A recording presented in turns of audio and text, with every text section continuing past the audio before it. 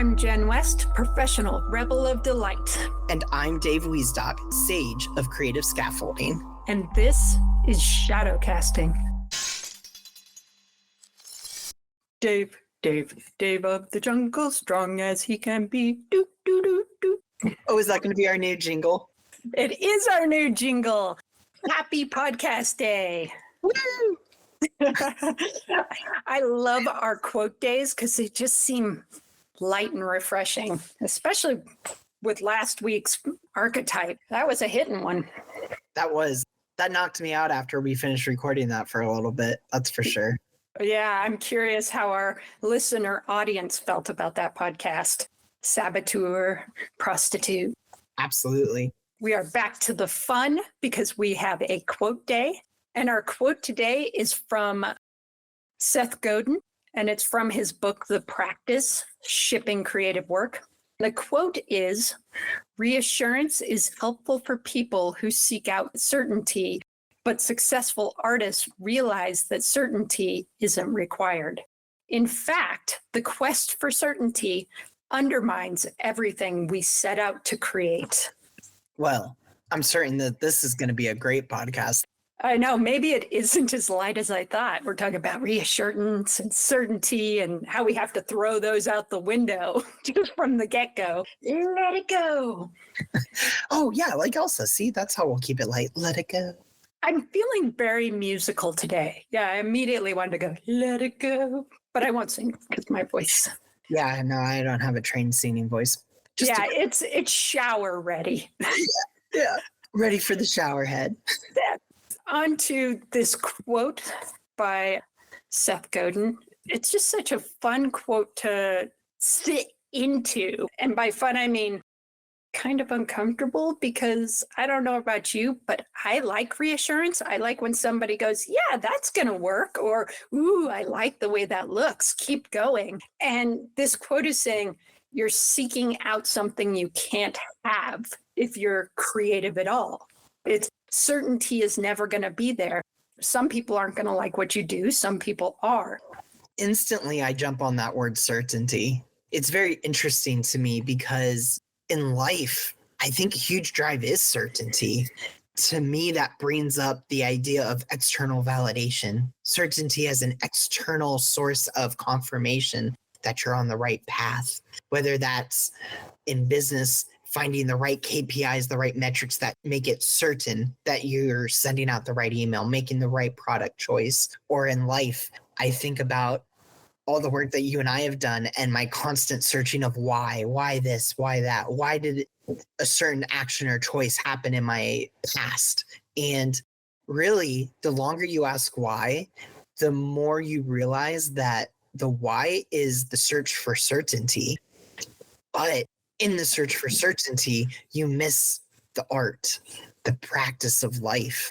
And I think in a way that is what Seth is getting at. That undermines your search for creativity. And so when I look at my own life and my search for why, my most creative moments were when I was able to let go of the why in search of the certainty.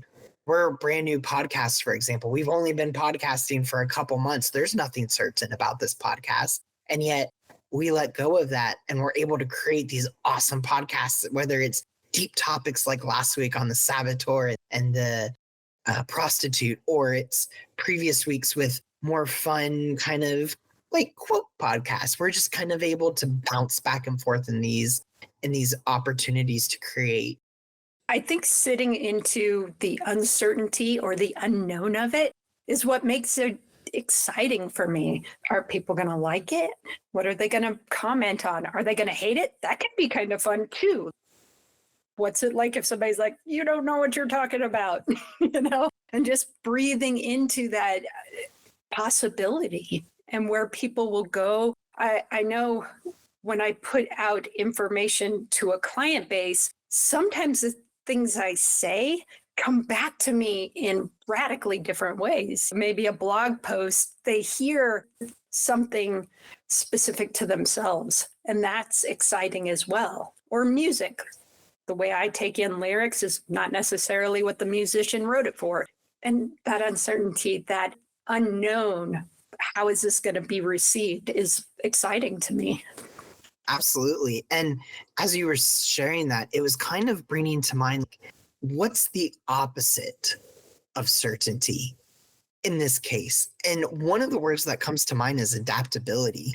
When we're talking about the podcast in a way, because we're not certain of really anything about the podcast, like you shared, people might hate it, people might disagree with the topics that we're sharing or how we're articulating how we're living these topics.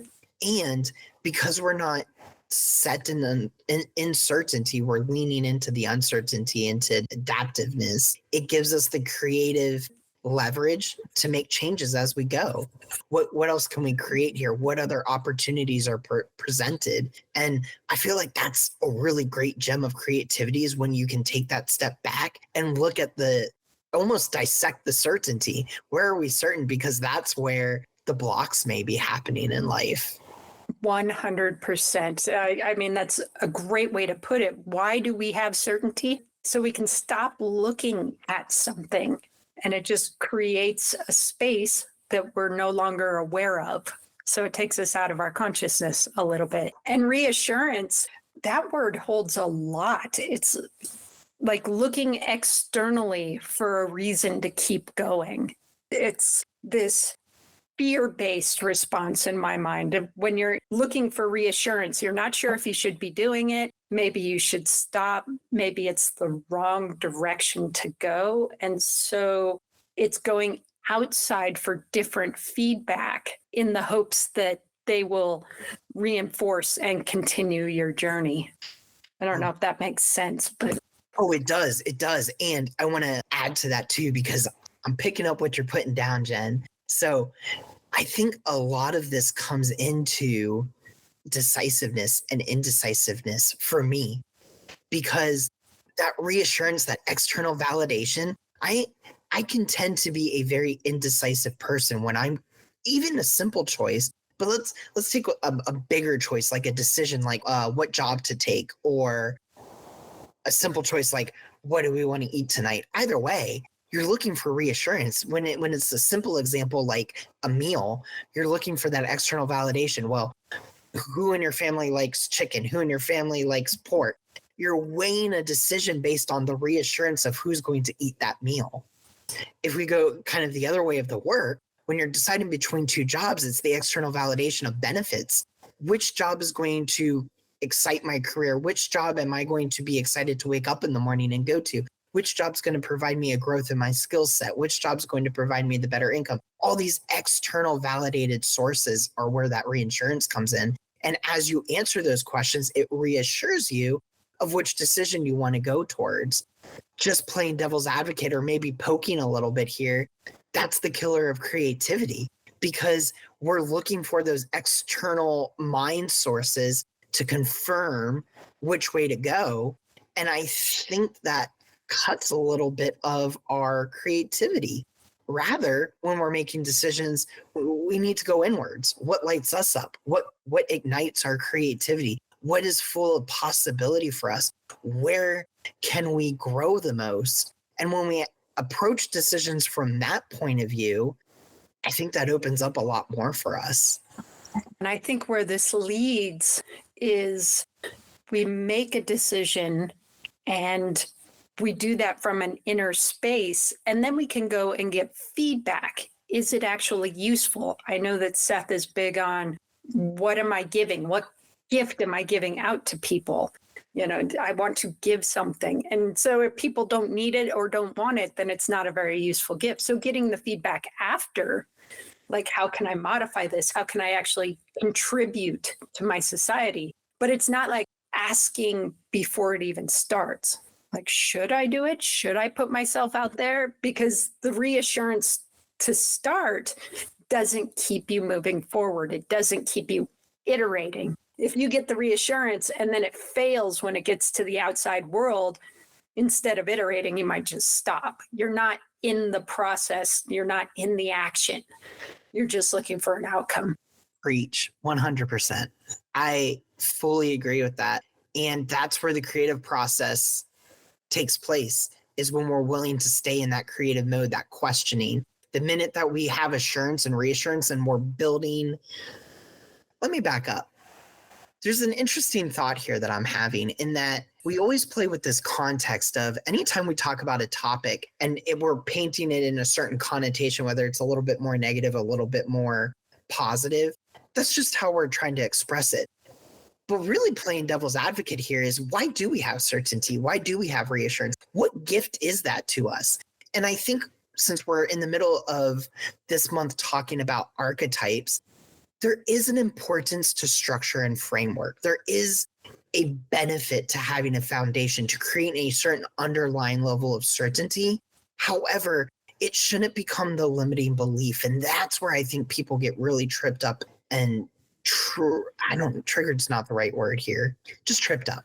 It's where people get tripped up because they go, okay, this worked for me a week ago, a month ago, a year ago. And so therefore, because it worked then, it must work now. And that's where the certainty trips people up. Just because it was a certain value even a minute ago doesn't mean it's a certain value now.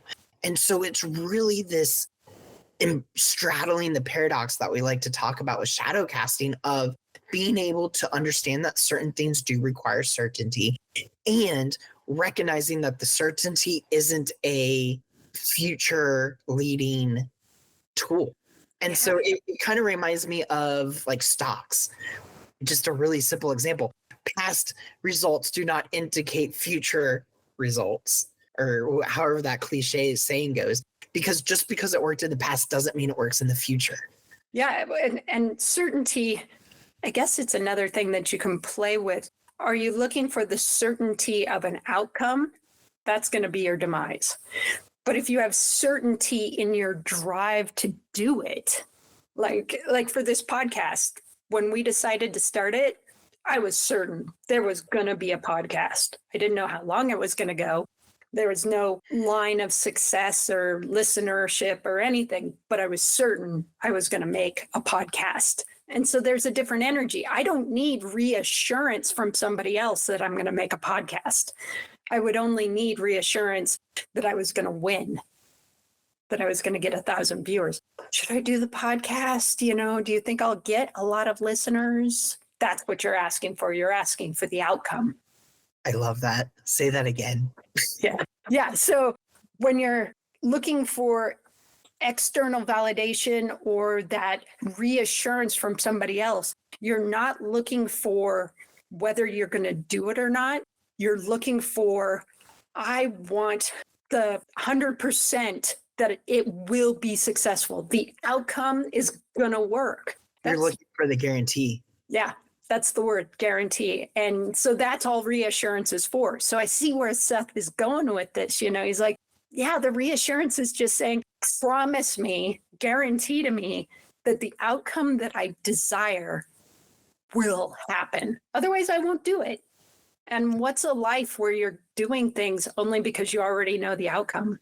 It's a safe life. Yeah, it's kind of boring too. Oh, absolutely. And I think that that's something worth addressing.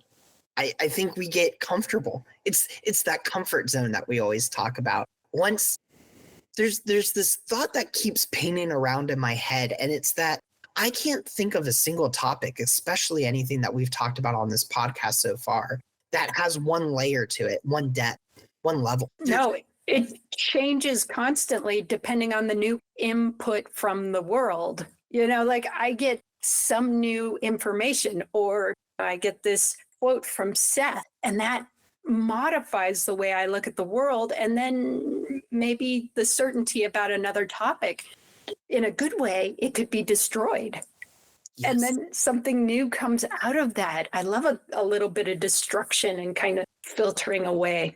Yeah. And so for me, just my final thought for me is tying this back to our podcast, shadow casting. And when you look at a shadow in real life outside, it takes the shape of a tree. But as the sun shifts, the tree shape changes. It gets longer or shorter. It moves from side to side. And I really feel that embraces that concept of this certainty, uncertainty, and creativity.